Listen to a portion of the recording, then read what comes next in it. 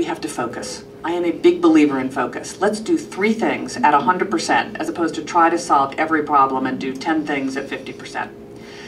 So I think also if you go to Sacramento with too broad an agenda today, you'll be stymied at every turn by the legislature, by the entrenched interests, by the bureaucracy. So let's focus on 3 things. And for me, those 3 things are first and foremost jobs. If we do not put Californians back to work, there is no way out of this mess. I was listening to a radio program the other day, and they were interviewing the Democrat governor of Maine. And he's under quite a bit of pressure because companies are moving from Maine to New Hampshire because New Hampshire has no personal income tax. And he said, I've had an aha. Without employers, there are no employees. Yes, well, alrighty then. So if I can do one thing, I want to fix the business climate in California. This has to, once again, be the very best place to start a business and to grow a business. And I probably know more about job creation and the economy and creating the conditions for small businesses to grow and thrive than virtually anyone else in this race. And you know, the government doesn't create jobs. What the government does is create the conditions for small businesses and inspired individuals to grow and thrive. The government doesn't create wealth. Inspired individuals create wealth in America. And if we can set Californians free again, then there is a way forward. So first is jobs. Second is government spending. Trust me when I tell you, and I spent a lot of time on the financials of the state of California, and trust me when I tell you, we do not have a revenue problem, we have a spending problem of epic proportions. I'll drink to that. This is, thank you, this is unlike anything I've seen in 30 years in business. This is the farthest thing from efficient, effective government that you could even imagine. You know, I'm from Silicon Valley, 130 miles south of Sacramento. The technology capital of the world. We might as well be 3,000 miles from Sacramento. The infrastructure, the investment in technology has not been made in Sacramento. You know, Sacramento, we can't do more with less because we haven't automated what's going on in Sacramento. So there is a tremendous opportunity to do more with less, to run the government more efficiently. We've been told you either raise taxes or cut services. It's not true. There is a way forward here about making this government more efficient. And then my third priority is actually education. This is where I started. You know, many of your children may go to some of the very good public schools in California because there are a number, but the vast majority are not doing the job for our children. We are rated 47th out of 50 states in math, 48th out of 50 states in reading, 43rd out of 50 states in science. This is not okay. If we don't fix this, we will end up in a state with a much diminished workforce, really in a truly second-rate state that has lost our innovation edge. So we can talk more about my education plan, but I tell you, I did what everyone in this room would do if you had the time. I said, okay, so if we're near the bottom of the barrel, what other big diverse state has done a better job? Turns out all roads lead to Florida. So I went to Florida and said, what could we learn from Florida? This is a new concept in Sacramento, by the way. You know, looking to see what else we could do better from other states. And what they did in Florida is 11 years ago, they started an education reform movement that has repaid dramatic dividends. And I want to borrow a number of their ideas. One is they shifted money from overhead to in-classroom.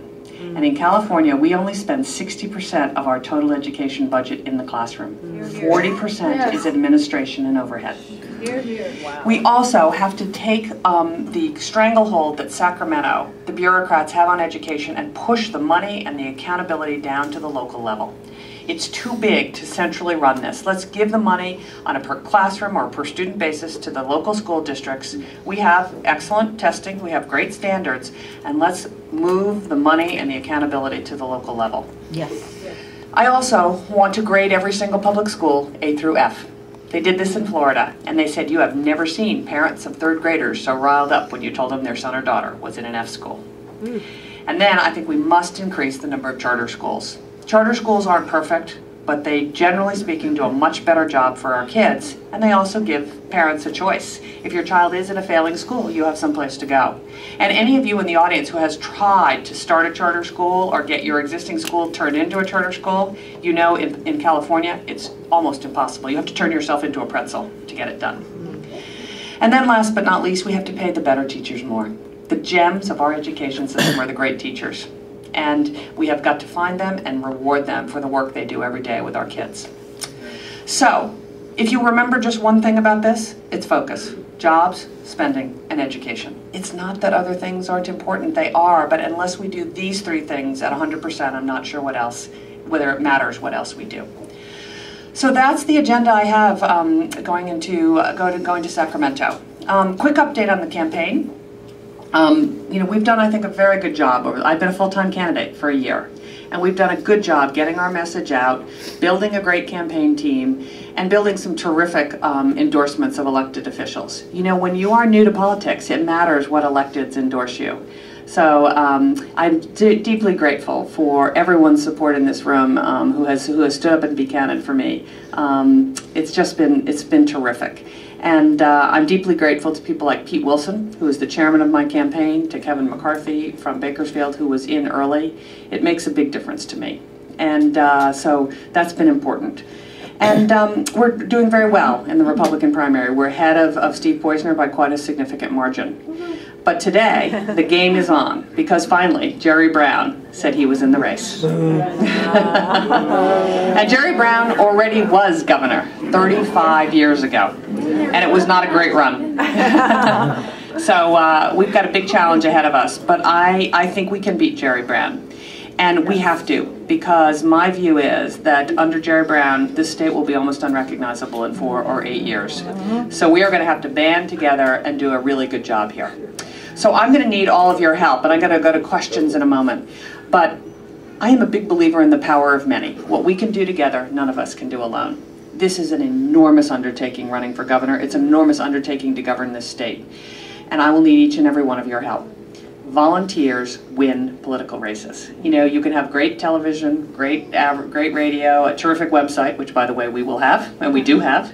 I, by the way, have some of the best access to technology talent in the state, as it were. But I need a volunteer cadre who will get out the vote for the absentee ballot and get people to the polls not only in June, but perhaps even more importantly in November. We live in a Democrat state. I'm sure you all know Republicans are down to 31% of registered voters in California, 14 points below the Dems.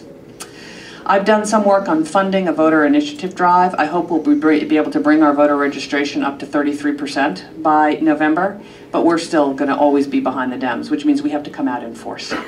And we have to get our message out, and we have to do a great job, because we can take our state back. California can be great again. We can be the golden state again, but it's going to take every single one of us to create a state that our children and our grandchildren can live and thrive and be proud of.